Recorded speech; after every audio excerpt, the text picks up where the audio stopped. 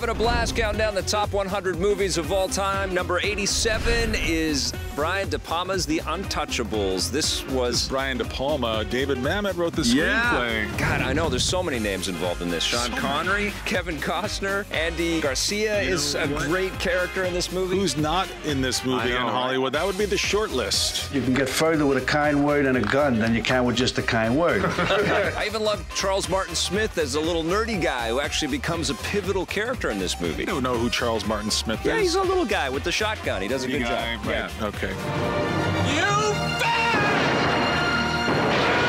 The movie takes place in the 1930s during Prohibition in Chicago. Now, Al Capone, played by Robert De Niro. Amazing. Indelibly. The baseball bat sequence is unbelievable, unforgettable. You won't be able to sleep after that. I get nowhere unless the team wins. Team. Yeah.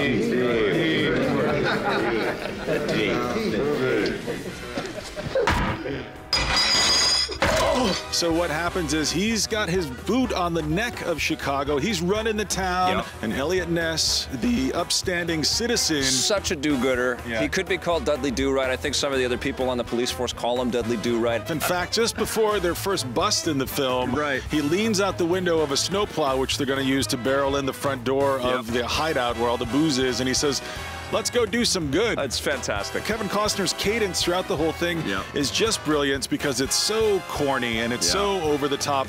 And it does at times feel like the movie does lapse into being comic booky. It is very comic booky. Ennio Morricone's score is riveting and so unforgettable and so propulsive. It really has a lot of kineticism. I mean, this movie is just thrust forward. And then when Elliot Ness gets his ass handed to him by Capone and his cronies, and he has to kind of regroup, and he forms this new super cop group with Sean Connery, who he meets along the way. And Connery gives him fantastic advice in this. If you're going to open the ball on these people, you must be prepared to go all the way. It was only a matter of time. He pulls a knife, you pull a gun.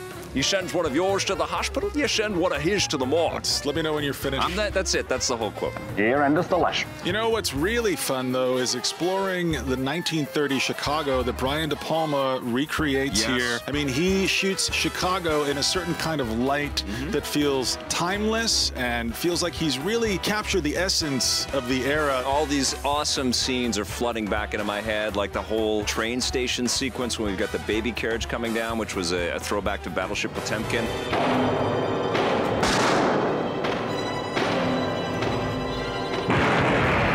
Trotting out your film degree here.